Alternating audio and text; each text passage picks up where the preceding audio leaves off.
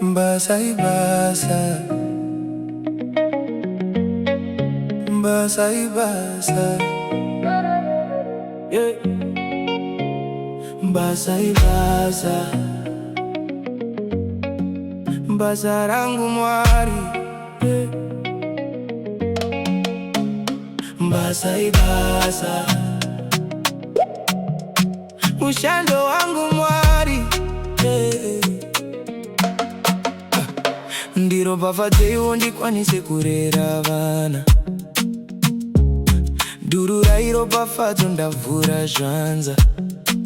Hongu vamwe vanoshora, vamwe vachiyemuravo, chero isiri yeropa ndipei korona ndigore murwavo. Basa ibasa, hazvinei kuti ndiri mujobo, ndiraiva kana windi, chero muri yangu ichiguta chete.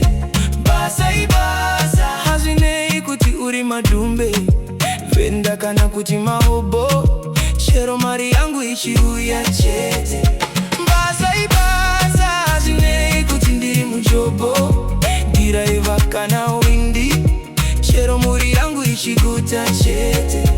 Basa ibasa, hazvinei kuti uri madhumbe, venda kana kuti mahobo, chero mari yangu ichiuya chete. Hatizi tese takawanirwa nyasha dzekuti tiwane mabasa akanaka. Hatizi tese takaenda kuchikoro takapasa.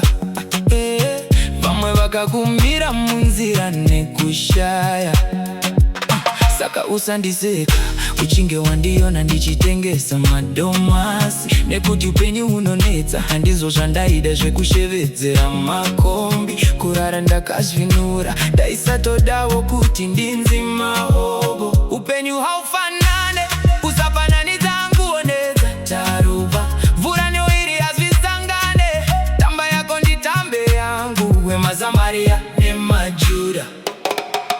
Basa ibasa, hazvinei kuti ndiri mujobo, ndiraiva kana windi, chero muri yangu ichiguta chete. Basa ibasa, hazvinei kuti uri madhumbe, venda kana kuti mahobo, chero mari yangu ichiuya chete.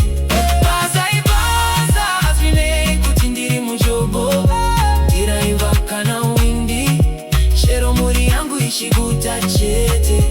Basa ibasa, hazvinei kuti uri madhumbe, venda kana kuti mahobo, chero mari yangu ichiuya chete.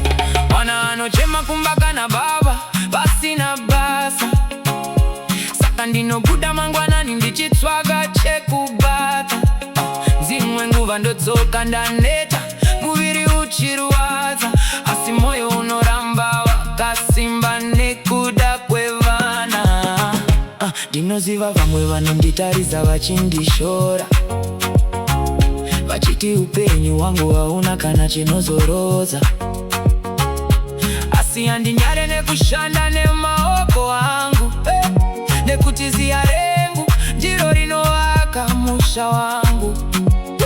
Nasi ndiri pasi, mangwana ndichasimudzwawo, Mwari vane nguva yavo, rimwe zuva ndichayemuruwawo. Saka regai kushora munhu nekuda kwemabasa, nekuti tese tiri kuruwira muri neupenyu hwakanaka. Basa ibasa, rinopa mwana kudya kumba. Basa ibasa, rinopa tariro mumba.